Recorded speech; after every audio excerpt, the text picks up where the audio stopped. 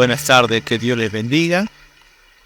Es un placer estar nuevamente en casa, junto a todos mis hermanos.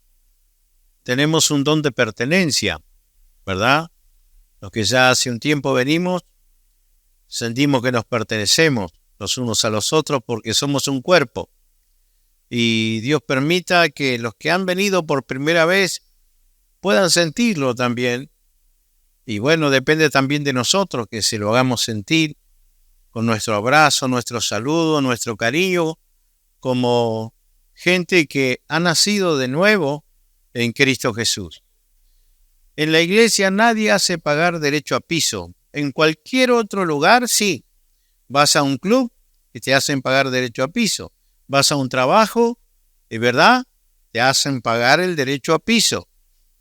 Siempre te tratan del nuevo, el nuevo o el novato, como se dice en otros lugares, pero acá nosotros no le decimos es nuevo, no.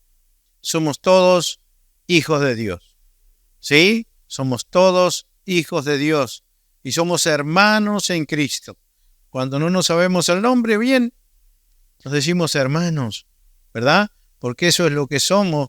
Y dice la Biblia, el Señor dijo, cuando Él resucitó, le dijo a María Magdalena, que fue la primera que apareció en esa mañana de resurrección. Él le dijo, María, no me toques, porque ella cuando lo reconoció quiso abrazarlo, y él le dijo, no me toques, porque todavía no subí a mi Padre. Pero dile a mis hermanos, fue la primera vez que llamó a seres humanos, los llamó hermanos el Señor. Dile a mis hermanos, lo más cerca de Él que llamó estando caminando en la tierra y predicando el Evangelio, y que aparece en los 4 Evangelios, fue amigos, porque le dijo a sus discípulos, ya no los llamaré siervos, ¿se acuerdan? Y le dijo, los llamaré mis amigos, porque un siervo no sabe las cosas que hace su Señor. Y yo a ustedes les he dicho todo lo que va a suceder. Entonces les llamaré mis amigos. Y un amigo puede ser muy entrañable, muy cercano, pero un hermano corre la misma sangre, ¿verdad? Hay parentesco. Entonces, en esa mañana de resurrección le dice a María Magdalena, dile a mis hermanos, subo a mi Padre y a vuestro Padre. O sea que somos hijos de Dios por medio de Cristo y por el precio que Él pagó en la cruz. Entonces somos hermanos, ¿sí? Porque la sangre de Cristo corre por cada uno de nosotros, los que hemos creído en el Señor y los que hemos nacido de nuevo por la fe en Cristo Jesús. ¿Cuántos hay nacidos de nuevo aquí? También. Entonces, yo quiero hablar en esta noche de una palabra la cual se ha gastado mucha saliva tratando de explicarla.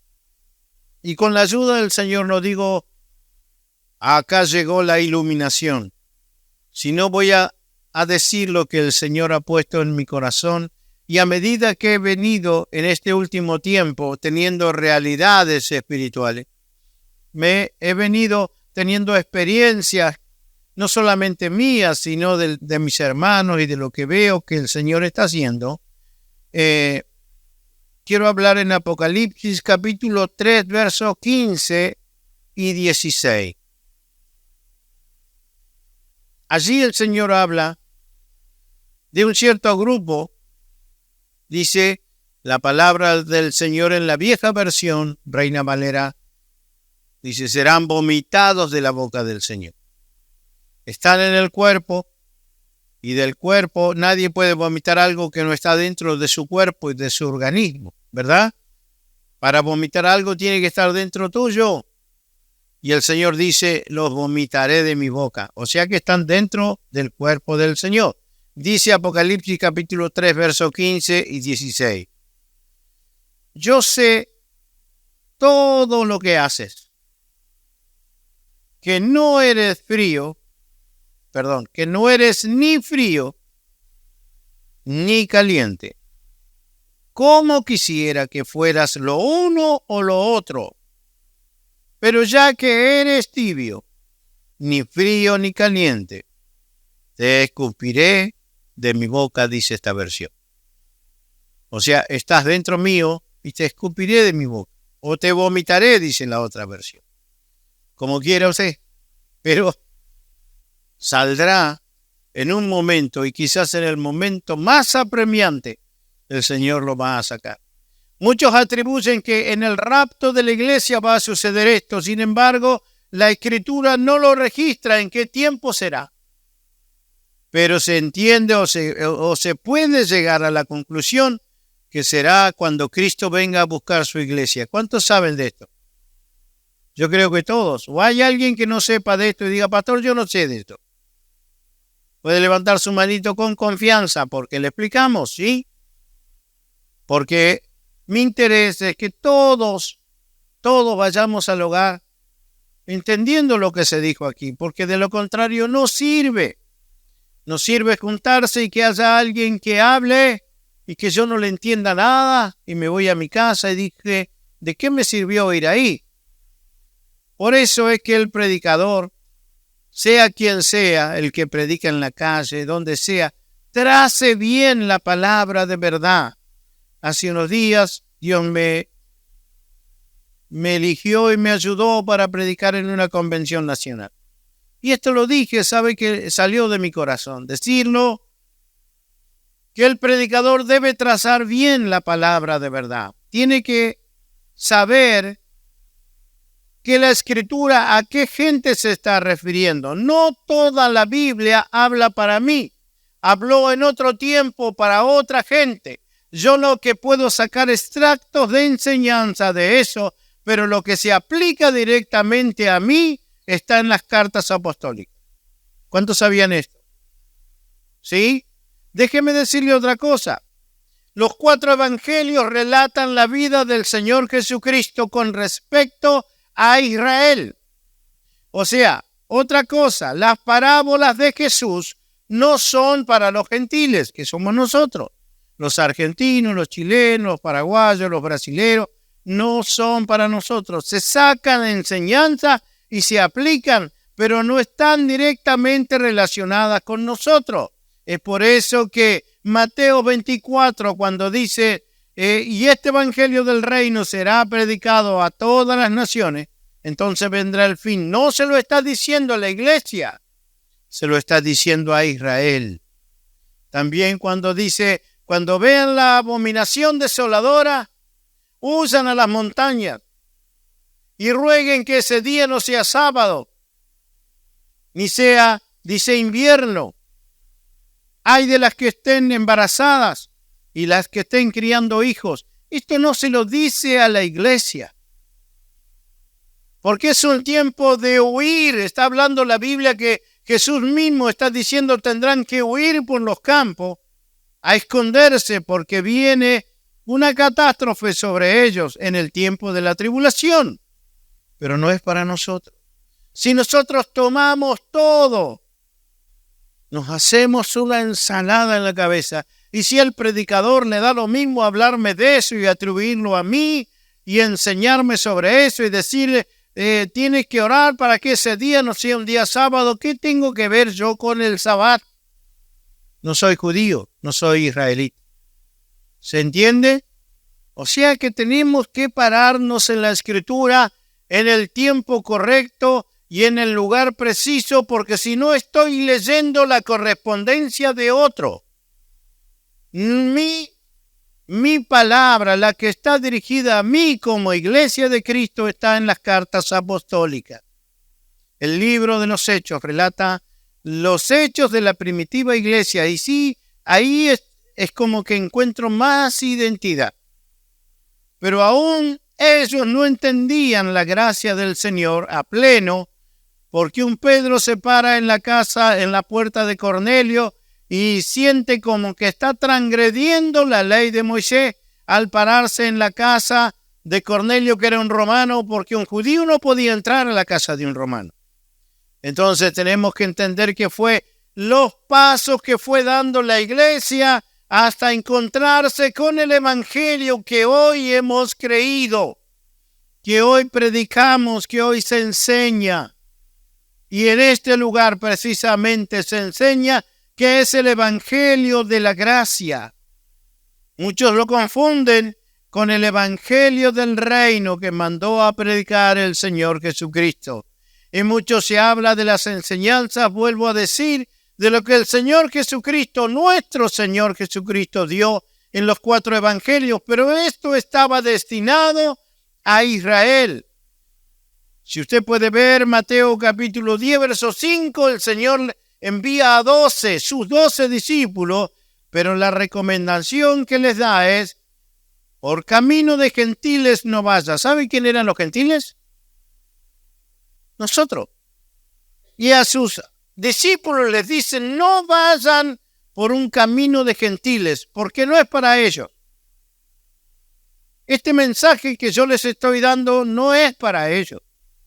Y luego les dice, y a ciudades samaritanos no entren, porque había una mezcla de judíos, israelitas, había una mezcla de gentiles, de griegos, de romanos, de fenicios, había una mezcla ahí en esa ciudad de Samaria. Entonces el Señor dice, y no entren ahí tampoco, aunque hayan judíos.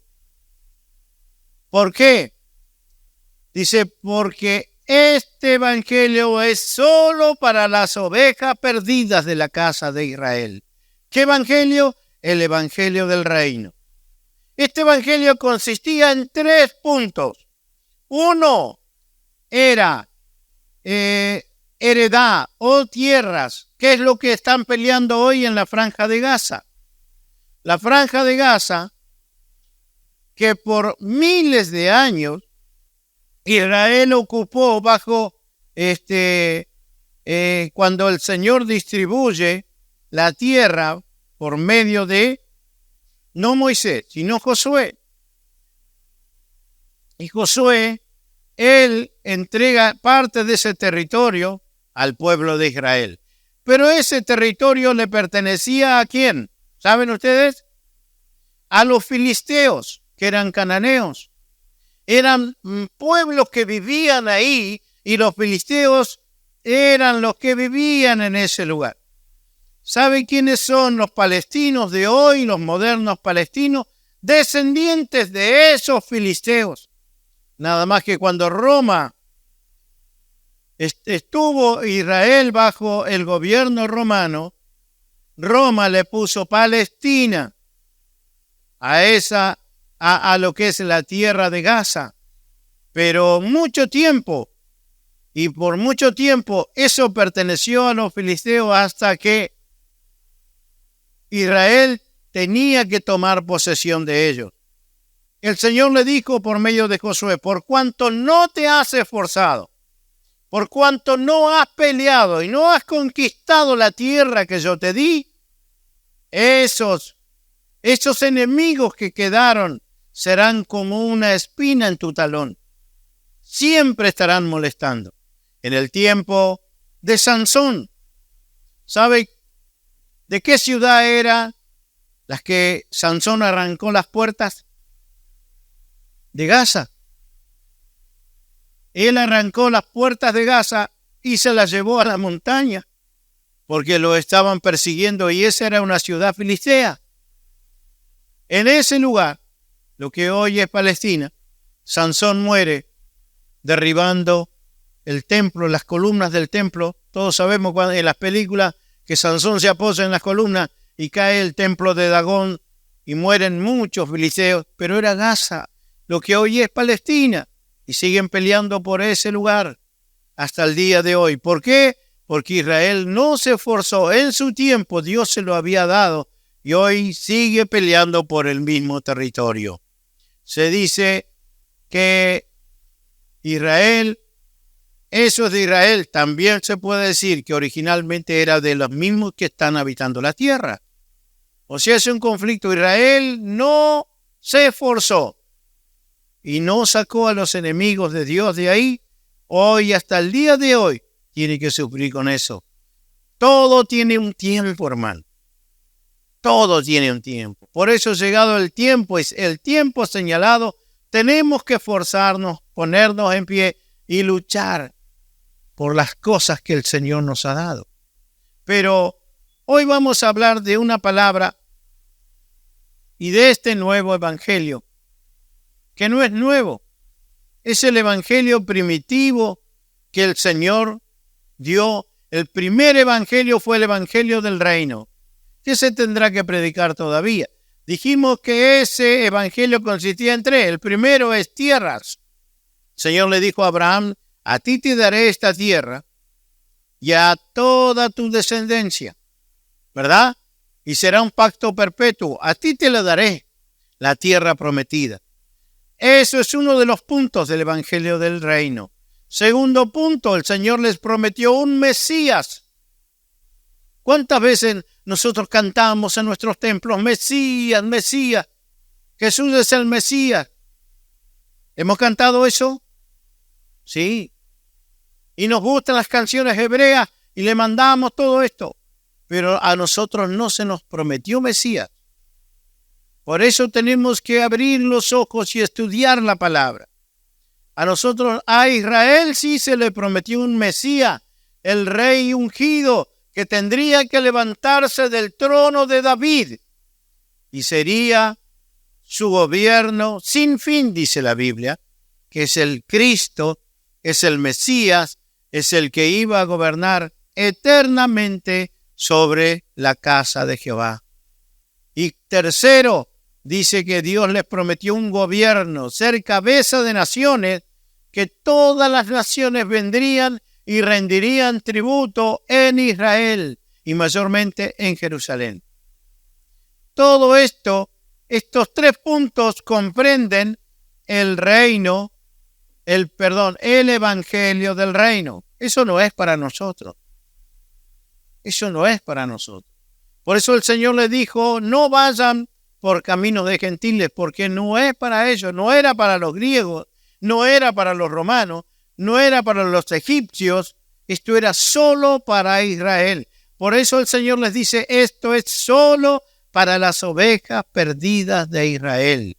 Y hoy se sigue haciendo esta mezcla, se sigue haciendo esta mezcolanza. Cualquier verdura se predica desde el púlpito, pero no se examina bien ni se traza la palabra de verdad correctamente. Nos viene bien, nos emocionamos, nos dan un par de hits, como quien dice, para que nosotros repitamos y nos agarremos de eso. Y bueno, la fe actúa, pero no es bíblico. Y lo que no es bíblico no está bien. Es por eso que vamos a hablar en esta noche de esta palabra que dice: yo sé todo lo que haces, que no eres ni frío ni caliente. O sea, estás en medio de dos posiciones. Estás parado, no eres definido en lo que haces. No estás bien orientado, haces un poco de esto y un poco de lo otro. Dice el Señor: ¿cómo quisiera que fueras lo uno o lo otro? Significa que es una persona indefinida, ¿verdad? Dice: pero yo, ya que eres tibio, este es el tibio, el que no está bien centrado y no está bien definido en lo que hace, en lo que cree. Dice: ni frío ni caliente te escupiré de mi boca. Y esto es un riesgo. En esto puede irnos la salvación. Somos salvos por gracia, ¿verdad? Por la fe en Jesucristo. Se ha dicho de este mensaje, bueno, se han explicado horas enteras, ¿verdad? Explicando los fogosos que tenemos que ser para irnos con el Señor. Tenemos que ser ardientes, tenemos que ser alguien que está todo el día cantando coritos, y porque si no, soy un frío. Eso es lo que se ha interpretado y se ha enseñado. Se han hecho muchas recomendaciones para no apagar el espíritu, y la palabra del Señor dice: no apagáis el espíritu, pero no está hablando de esta palabra. No está hablando de esta palabra frío o caliente. Esta palabra el Señor se la da a Laodicea. ¿Y sabe quién es Laodicea? La última iglesia. Es la última iglesia, es la iglesia del rapto. es la iglesia tibia. Es una iglesia indefinida. Una iglesia que no está bien centrada en la palabra. Que hace una mezcla de teología. Y desde los púlpitos no se examina lo que se va a predicar. Entonces se habla un poco de la gracia y un poco de la ley, y se cantan canciones que tengo que ganarme el cielo, me tengo que ganar mi salvación, me tengo que ganar la corona, y tengo que luchar y tengo que perseverar, porque si persevero hasta el fin, entonces seré salvo. ¿Han escuchado esas cosas ustedes? ¿Por qué somos salvos? Primero, una pregunta. Por gracia. ¿Por gracia de qué? De nuestro Señor Jesucristo. ¿Y qué fue lo que hizo Él? ¿Dónde se centra mi salvación? El hecho que yo esté esperando a Cristo y a su regreso. ¿Se centra en lo que hice yo, en lo que hago yo todos los días portándome bien? ¿O se centra en lo que hizo Cristo una sola vez y para siempre? ¿Sí? Es lo que hizo Él. Cristo pagó el precio de mi vida con su vida. Él pagó el precio total y absoluto de mi salvación. Yo no tengo que hacer nada. Entonces muchos dicen, no, pero no es tan así. ¿Cómo es esto? Tan fácil. El Señor dijo que su carga era ligera y su yugo fácil. Pero claro, ¿cómo puede ser que yo no tenga que hacer nada para ganarlo esto? Algo tengo que hacer, portarme bien. Pero eso no lo tienes que hacer para salvarte, para ser salvo. Porque es por medio de Cristo. Pablo dice, no es por obra. Para que ninguno se gloríe, dice la vieja versión. Para que ninguno se la crea. Para que ninguno se atribuya méritos. Somos salvos por lo que hicimos, por lo que dejamos de hacer, porque logré vencer esto. No, dice que es todo un regalo del Señor. Es aquí donde cae el legalista y no puede seguir escuchando. No puede seguir escuchando. ¿Por qué dice, no, esto no es así? ¿Cómo que no hay que hacer nada? Hay que portarse bien, hay que orar, hay que buscar, hay que ayunar. Puedes hacer todo eso y claro que hay que hacerlo. Pero eso no te suma ni medio punto porque es solo por Cristo. Es por Jesús. Entonces es aquí donde se aplica la tibieza, estar definidos por Cristo, definidos por Él. Mucho tiempo el Señor me ha llevado a investigar su palabra. Y mucho tiempo, digo, hermano, porque soy un hombre grande. Desde los 5 años aprendí a leer con la Escritura. Y siempre me gustó estar a los pies de gente que sabía. Y aprendí de muchos hombres de Dios. Sentado mientras los niños jugaban, yo me quedaba sentado escuchando la conversación de mi padre, que era pastor, con hombres de Dios que venían a mi casa. Y luego con mi Biblia viejita, que le faltaban algunas hojas y le faltaban las tapas, yo iba y revisaba si era así o no. Aprendí a leer a los 5 años, 4 años y medio ya andaba juntando letras. Y a los 5 años aprendí a leer y lo hice con la Biblia. Esto no es un mérito que, qué bárbaro. No, fue algo que sucedió en la gracia del Señor. Pero siempre me gustó investigar por qué. Siempre fui preguntón de las Escrituras. ¿Por qué? ¿Por qué esto? ¿Por qué lo otro? Siempre me gustó saber por qué y trazar bien las cosas. Buscarle los tiempos, investigar los lugares, saber de la geografía, saber de todas estas cosas. Y luego, cuando fui hombre grande, pude ir a un seminario. Pero cuando estudié en el seminario, no fue muy diferente, como dijo Pablo. Cuando se juntó con los apóstoles, dice, no pude aprender nada diferente de lo que el Espíritu ya le había enseñado a él. Él era un fariseo, un teólogo, y el Espíritu había tratado con él. Y cuando se juntó con los apóstoles en Jerusalén, dijo: en nada disentimos, porque el Espíritu me había enseñado todo lo que ellos sabían y lo que había tratado con ellos el Señor. Yo puedo decir, estuve en el seminario. Algunas cosas sí aprendí. Otras cosas las tomé entre pinzas, porque alguien dijo que los divorciados se van al infierno. Cuando escuché eso en el seminario, estábamos con la hermana Sonia, mi esposa, habían varios hermanos. Yo la llamé a la profesora, aparte, ¿dónde dice eso la Escritura? Y empezamos a hablar. Bueno, pastor, yo sé que usted es un pastor, pero esto, dice, yo no lo puedo decir así como lo dice usted. Yo entiendo lo que usted está diciendo, pero dice, acá hay muchos chicos nuevos y yo le digo de que, bueno, no se pierden y cualquiera de estos van a venir y se van a querer divorciar.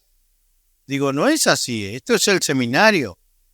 Usted acá tiene que decir las cosas como son, no lo que a usted le parece o interpreta que puede ser. Usted tiene que hablar verdad. Entonces entendí que hay muchas cosas, o sea, vamos con la interpretación humana y no con lo que dice la palabra. Lo hice el seminario, ¿sí? Pero he aprendido mucho más de mi Señor. Y lo que el Señor me ha enseñado en este último tiempo. Lo que me han enseñado los discípulos del Señor. Lo que me han enseñado chicos y chicas, jovencitas, que han sido llenos del Espíritu Santo. Yo he sido un odre viejo por mucho tiempo, porfiado y llevado a mi manera. Y el Señor me ha dado vuelta la cabeza y me ha hecho tener un espíritu enseñable. Por eso es lo que yo les estoy diciendo. Yo era un defensor de todo este legalismo mayormente, las reglas y la ley.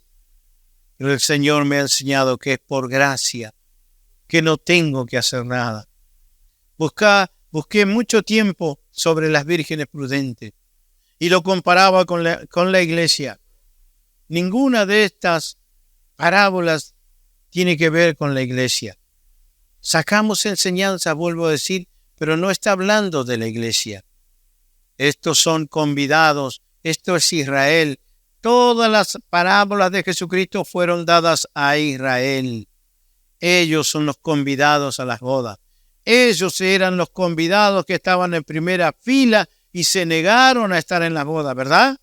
Entonces el Señor dijo, ve a buscar a los que están, a los miserables, a los ciegos, a los cojos, los que están en los caminos, y fuérzalos a entrar. ¿Quiénes son esos?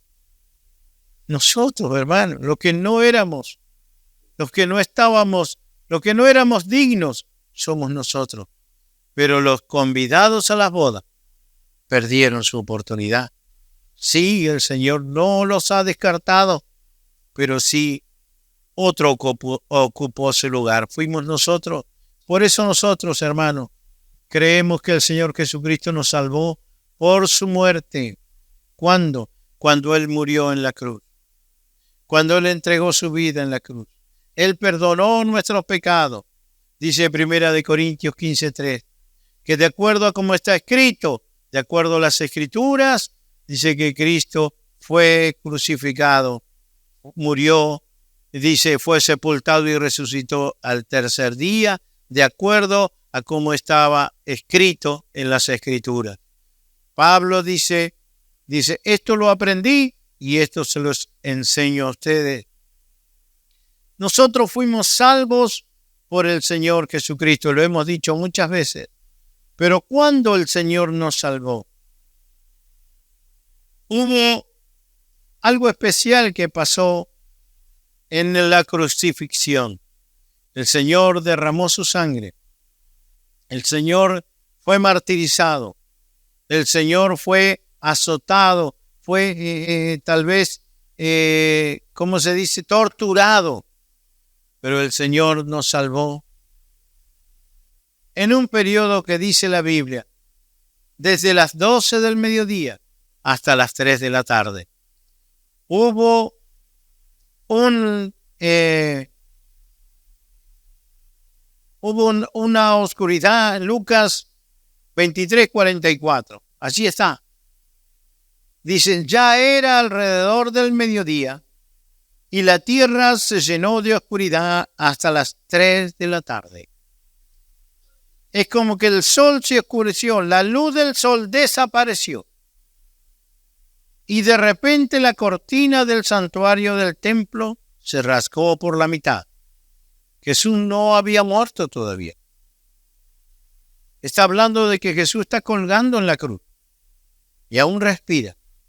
Pero el sol se oscurece y toda la tierra, dice la versión Reina Valera, quedó a oscura. Desde las 12 del mediodía hasta las 3 de la tarde. Y hubo un gran terremoto. Y se quebraron las piedras, dice, de ese mismo, en esa misma montaña donde estaba la cruz de Cristo. ¿Cuántos han leído esto? ¿Sí? Bueno, siempre se dice que con su muerte Cristo nos salvó. El Señor nos salvó en ese momento, cuando el cielo se oscureció, cuando el sol desapareció. ¿Sabe por qué? Porque la ley dice que solamente puede ser redimido algo con otra cosa similar. Dice, ojo por ojo y diente por diente. Usted le rompe un diente o le rompía un diente a una persona, tenía que romperle el diente a usted. Y si dice moretón por moretón, pie por pie, mano por mano, solamente podía ser redimido algo con lo mismo.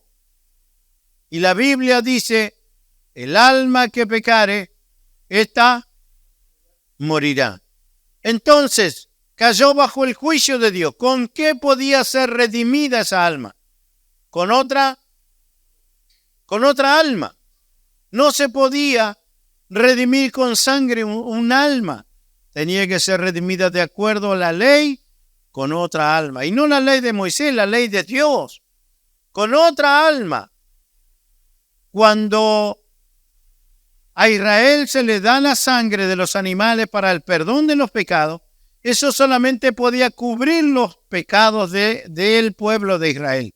Pero el alma de ellos no se podía salvar. ¿Sabe por qué? Porque se necesitaba otra alma que se pusiera en su lugar para que el alma de ellos fuera redimida. Y no había nadie en este mundo que fuera perfecto y sin pecado para poner su alma por un alma pecadora. ¿Cómo se puede un alma morirá? ¿Y cómo puede morir un alma? El alma no puede ser muerta como es muerto este cuerpo, que puede ser herido mortalmente, cortarle las venas, qué sé yo, con un arma de fuego, un arma blanca, y pueden matarlo. A este cuerpo pueden cortarle la vida, pero así todo, la muerte es la separación del alma del cuerpo. Entonces es separación, se separa el alma del cuerpo y el cuerpo muere. Pero el alma, ¿cómo se puede matar? El alma es intangible, el alma es eterna, el alma no puede dejar de existir, lo dice la palabra, pero sí puede morir. Cuando un alma peca, se separa, como el cuerpo se separa del alma al morir, el alma se separa de su creador, se separa de Dios, su creador, para morir y ser separado eternamente por causa de su pecado. Esa es la muerte del alma.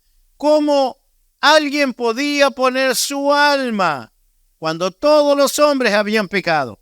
Dice la Biblia en Romanos 5, dice que de manera que no hay justo ni siquiera uno. Todos pecaron. Todos se descarriaron. No se encontró nada bueno. Dice que lo mejor del hombre es como un trapo inmundo delante de Dios. Ahora, ¿cómo el hombre podía ser salvo? Dice la palabra que en ese momento en la cruz, dice que se cortó la relación que había del Padre con el Hijo. Su alma fue separada del Creador en la cruz. Y cuando Él se separó del Padre por un espacio de 3 horas, el cielo se oscureció. El sol desapareció. Y Él dijo, Elí, Elí, lama sabactani. ¿Se acuerdan que está escrito en la Biblia? Eso significa, Padre, ¿por qué me has desamparado? Fue desamparado, fue separado de su Padre.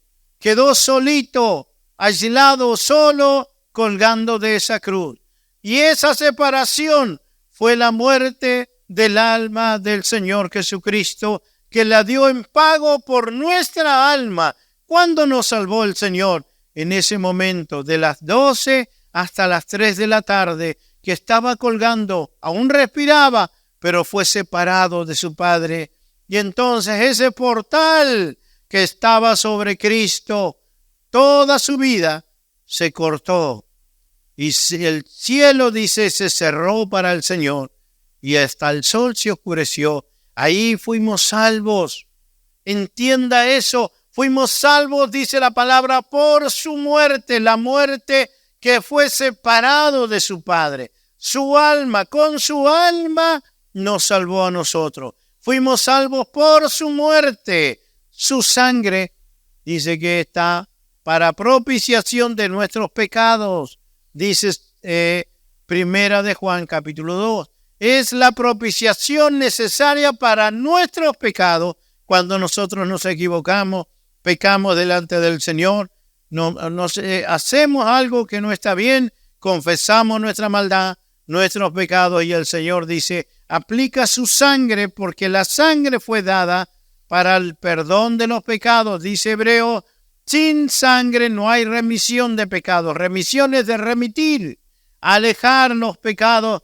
Dice, eso es remitir, alejarlo como está el oriente del occidente, así se alejan los pecados de nosotros. Por eso es que nosotros, cuando cometemos alguna falta, decimos, Señor, yo te pido que me limpies con tu sangre. Tu sangre se aplique a mi vida, pero ya somos salvos. ¿Cuándo nos salvó el Señor?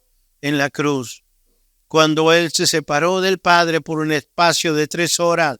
Pero Él dice, tengo poder para entregar mi vida y volverla a tomar. No era que Él tenía poder para resucitar, sino para volver a tomar su alma. El alma de cualquier ser humano se hubiera perdido para siempre, en la eternidad, si hubiera hecho esto. Pero Él redimió las almas y nos perdonó y nos salvó por su alma. Entonces, eso que pasó en la cruz no es algo que fue algún hecho fortuito que pasó y la Biblia lo registra para que, ilustrar un poco más todo lo que estaba viviendo el Señor Jesucristo. Todo tuvo un propósito. Es por eso que nosotros tenemos que creer que fuimos salvos una vez y para siempre. ¿Por qué? Por la vida de Cristo, que Él la dio en la cruz. Por su alma mi alma fue salvada. Y toda la vida tengo la provisión de su sangre para el perdón de mis pecados. ¿Se entiende? Son dos cosas diferentes. Hermanos, ¿me entienden? ¿O me sé explicar yo? Su alma fue para salvarme. Por eso yo no me puedo perder, porque Él ya me salvó. No tengo que hacer cosa para agradar, porque fui salvo por gracia de Dios. Esto es un favor inmerecido, dice Pablo, y no es por nada que yo haya hecho ni que vaya a hacer. No tengo que hacer cosas para agregar a mi salvación, porque no podía hacer nada. Nadie podía hacer nada por nosotros, solo Cristo lo hizo en la cruz. Entregó su alma, el cielo se oscureció, se cortó ese portal que había entre Dios y Jesucristo para salvarnos a nosotros. Pero Él volvió a tomarlo, volvió a tomar su vida. Él volvió a retomar esa relación, porque Él es Dios, encarnado en un cuerpo humano. Nadie podía lograr eso, pero Él sí. Por eso soy salvo. Y si yo lo creo, hermano, soy salvo. Entonces no tengo que hacer nada. Por eso explico esto, porque la Biblia dice que los tibios son gente indefinida. Antes de la cruz había que hacer cosas para agradar. Había que hacer guardar días, guardar ciertas fiestas, hacer ciertos rituales para poder agradar a Dios. Pero después de la cruz dice que el que cree, dijo Jesús, este evangelio, esta buena noticia, será predicada a todas las naciones, y el que crea y sea bautizado, este será salvo. Pero ¿qué es lo que hay que creer? Esto que estoy diciendo. Fuimos salvos por su muerte, por su alma. Fuimos salvos. No tengo que hacer algo más. Ya fui salvo y estoy convidado. No convidado, soy la parte de la novia de Cristo, que nos vamos a casar con el amado. Esa es la verdadera verdad para nosotros. No tenemos que creer en otro argumento, no tenemos que considerar otra explicación. Eso es lo que dice la palabra y por eso nos tenemos que regir. Por eso el Señor dice, por cuanto eres tibio, por cuanto no eres ni una cosa ni la otra, tratas de agradar a Dios haciendo cosas y luego cuando no puedes crees que le pides al Señor que la gracia y no, o eres salvo por gracia o eres salvo por hacer. Un hombre rico le dijo, ¿qué tengo que hacer para ser salvo? El Señor Jesucristo le dijo, tienes que guardar los mandamientos. ¿Cómo cuál? Le dijo, honra a tu padre y a tu madre, no cometas adulterio. Le dijo 5. Y él dijo, eso ya lo he guardado desde mi juventud. Entonces el Señor dice que le cayó bien. Dice que el Señor sintió amor por ese muchacho. Le dijo, una cosa te falta. Ve y vende todo lo que tienes y dáselo a los pobres. Y ven y sígueme y tendrás tesoros en el reino de los cielos. Y era un hombre tan rico que dice que se amargó. Dice, se puso triste y se fue. ¿Sabe lo que, en otras palabras, lo que está diciendo ese hombre? Le dijo al Señor, ¿qué tengo que hacer para salvarme? El Señor le dijo, yo vine a hacer eso. Yo vine a salvarte. Ese trabajo es mío. Yo tengo que cumplir y guardar toda la ley. Y luego me despojé de todo lo que tengo porque yo soy el dueño del oro y de la plata. Soy el dueño de esta tierra, el dueño de todo. Me despojé de todo y me hice siervo inútil por amor a ustedes. A tal punto dijo, no tengo ni siquiera una piedra, cualquier, dice, zorra tiene una cueva o un pájaro tiene un nido. Yo no tengo ni dónde una piedra para decir esta es mi cabecera. Eso lo hizo el Señor Jesucristo. Dice, ese es mi trabajo, yo vine a salvarte. Déjame que yo lo haga y yo te pido que creas en mí, que aceptes mi regalo de salvación. Pero él dijo, ¿qué tengo que hacer? Bueno, si crees que tú lo puedes hacer, hazlo, cumple la ley y despójate de todo lo que tienes. Pero se encontró que no podía hacer eso. Estaban sus discípulos escuchando y dijo, ¿y entonces quién puede ser salvo? Tampoco entendían. Ellos dijeron, ¿y entonces quién se puede salvar? Dijo Pedro. Y el Señor le dijo, lo que es imposible humanamente es posible para Dios. Dios lo puede hacer. Por eso me mandó a mí. Es por medio de Él. No tienes que hacer algo. Solo creer en Cristo. Y creer en lo que Él hizo en la cruz. Y esperarle cada día. Y saber que si Cristo vuelve te vas con Él. Nos vamos con Él. Esa es la seguridad que tiene que estar en ti. Pero ¿cómo alcanzas estas promesas? La Biblia dice, naciendo de nuevo. No es por la ley. Usted sabe que, y con esto termino, en Romanos capítulo 7, verso 2 dice, por ejemplo, cuando una mujer se casa, la ley la une a su marido mientras él vive. Mientras él viva. Pero si él muere, las leyes del matrimonio ya no se aplican a ella. Así que mientras su marido viva, ella cometería adulterio si se casara con otro hombre. Pero si el esposo muere, ella queda libre de esa ley y no comete adulterio cuando se casa de nuevo. Está explicando Pablo lo que pasa con los hijos de Dios. Está diciendo que la ley se enseñorea del hombre mientras vive. Mientras ese hombre está vivo, su hombre, esa carne, ese cuerpo natural está vivo, está bajo la ley. La ley lo va a seguir. No importa el tiempo que pase, el brazo de la ley no puede alcanzar. Pero dice, un ejemplo, si una mujer, dice, se casa con un hombre, las leyes matrimoniales la obligan a permanecer con ese hombre y a estar casada con ese hombre. No puede, por muy mal que le vaya, a dejarlo y casarse de nuevo, porque dice, entonces cometería adulterio. Y en estos lugares era muy bravo el adulterio, la hubieran matado. Pero dice, si este hombre muere, entonces ella queda libre de esa ley y se puede casar con otro hombre y rehacer su vida, porque está libre de la ley. La ley ya no la puede tocar. Es lo mismo, dice, lo que pasa con ustedes, dijo Pablo.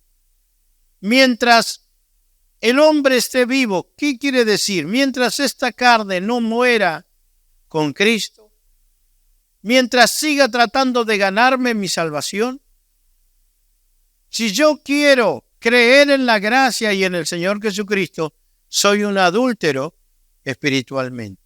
No me estoy definiendo. Soy un tibio, un indeciso. ¿Estoy con Cristo o estoy con la ley? Entonces dice, no puedes hacer eso. Si eres de la ley, eres de la ley. Y si quieres hacer cosas para ganarte el cielo y luego creer en Cristo, entonces estás cometiendo adulterio y alguien indefinido realmente no lo queremos, ¿verdad? ¿Qué le parece si alguien está con nosotros y de pronto no quiere estar más y quiere irse y después quiere venir? ¿En cuántas parejas pasa que hay chicas o chicos que pronto están y después se cansaron y quieren vivir, quieren salir de joda y después vuelven arrepentidos y los padres, ¿qué le dicen? No lo perdones o basta, terminala. No tenés que seguir con porque si no te va a arruinar la vida. Y al poco tiempo están juntos de vuelta. ¿Y qué dicen los demás? Qué tonta o qué tonto, ¿verdad? Ya le pasó y le va a volver a pasar y le pasa otra vez. Entonces alguien dice, no se define nunca. Esa persona no le conviene porque no está definida, no está decidida. Eso es lo que dice el Señor. O estás con la ley o estás conmigo. Déjame que yo te salve, que yo haga todo lo que necesitas. No tenés que hacer nada. Creer en lo que hice yo y aceptarlo. Nacer de nuevo. Bautizarte en esta fe y nacer otra vez. Entonces vas a disfrutar de la salvación, del gozo. Vas a esperar a Cristo y si Él viene te vas con Él. De lo contrario estás tratando de portarte bien, de hacer buena letra y de pronto te juntas aquí y cantas esos coros que son tan lindos de gracia. Y te vas a tu casa y tratas de portarte bien y no te sale y te portas mal y te sentís mal y todas esas cosas. Vivías a dos puntas. El Señor dice, eres un tibio. Decídete por uno. Yo pagué el precio. Ese muchacho dijo, ¿qué tengo que hacer para entrar al reino de los cielos? Cumple la ley y deja todo. Porque eso lo vine a hacer yo por vos, pero si vos lo querés hacer, hacelo, hermano. Eso le dijo el Señor. Y los discípulos le dijeron, entonces, ¿quién se puede salvar? Nadie. Es imposible humanamente. Pero para Dios no hay nada imposible. Por eso me mandó a mí, para que yo lo haga por ustedes. No es que nosotros hagamos algo, hermano. Ni podamos hacer algo. Ni siquiera podemos. Ni siquiera podemos intentar. Los legalistas dicen que estamos mandando gente al infierno. Y este es el evangelio de la gracia.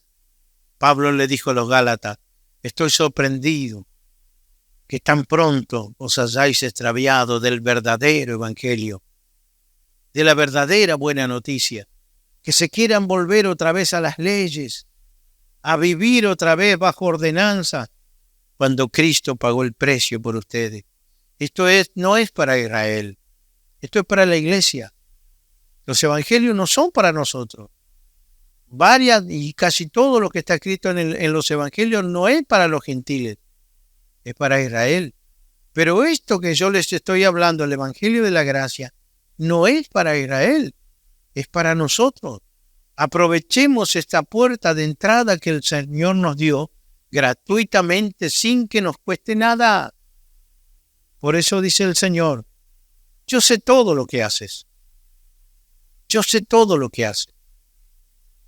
Y por cuanto eres un tibio, no te decides.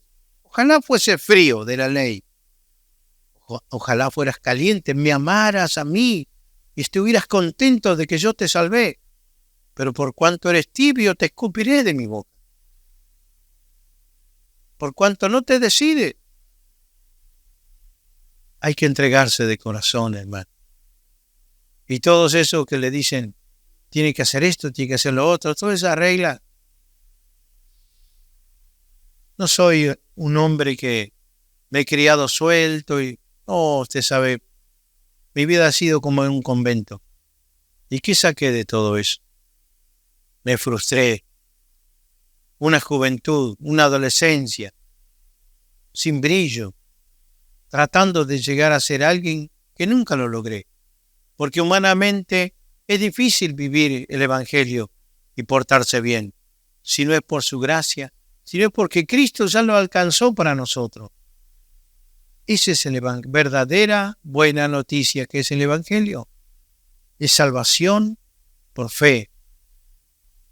Muchos hombres se encontraron tratando de tal vez lapidar su cuerpo para alcanzar el favor de Dios, como Lutero, lastimándose, haciendo penitencia, y se sentían perdidos.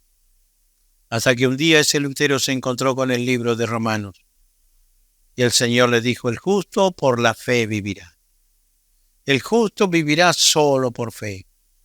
Es solo por fe que va a alcanzar la gracia del Señor.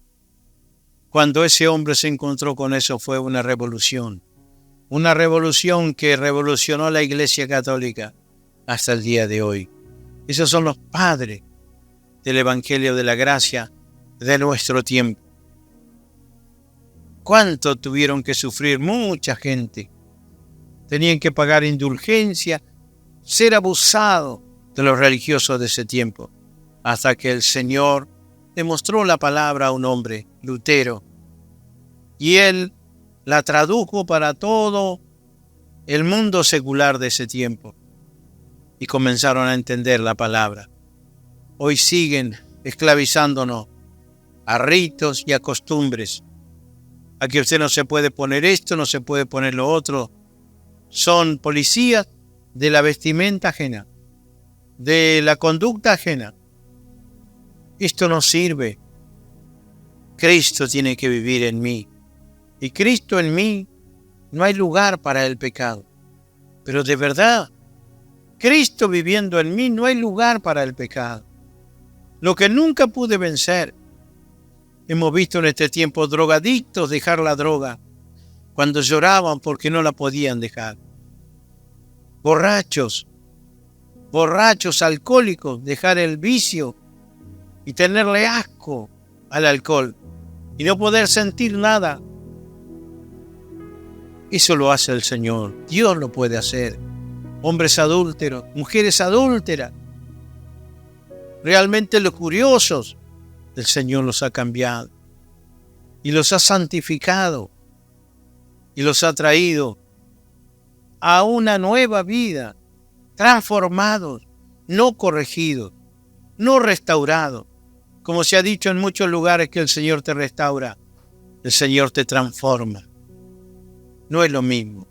No es lo mismo restaurar que transformar. Transformar es hacer nuevo, es hacer diferente, algo diferente y nuevo. Eso es lo que hace el Señor. Es por eso que el Evangelio de la gracia no es para los tibios, porque serán escupidos de la boca de Dios. Cristo pagó el precio total y absoluto de nuestra salvación. No intentemos nosotros hacer cosas para salvarnos, como dicen algunos. No, Él ya nos salvó. Y Pablo es muy claro en la carta a los Efesios, no es por obra, para que ninguno crea que tiene mérito alguno en esto. Es por fe. Es por la fe. Y no es por nada que hagamos. Es por creer. Ya le digo en qué. En lo que hizo Cristo en la cruz. Que el Señor les bendiga. Te invito a que incline su rostro. Vamos a orar. Amado Padre, gracias, Señor. En el nombre de Jesús. Gracias, Padre, por lo que hizo nuestro Señor Jesucristo en la cruz. Y a Él diste todo dominio. A Él diste toda gloria y honor. A nuestro Señor lo reconocemos como soberano de todas las cosas. Nos hiciste hermanos de nuestro Señor Jesucristo. Aunque no nos parecemos a Él, pero nos diste el privilegio de ser tus hijos como Él. Somos herederos tuyos, coherederos de Cristo. Señor, no solo eso, dice tu palabra en Efesios 2:6, que nos sentaste con Cristo a tu derecha, Señor, en tronos celestiales. Estamos sentados por la fe con Él. No solamente eso, también abriste un trono, se llama trono de gracia, para todo aquel que se acerque a ti, Señor, para hallar gracia y oportuno socorro el día en que necesite misericordia. Señor, tú eres nuestro Dios y has hecho todo por nosotros, Señor.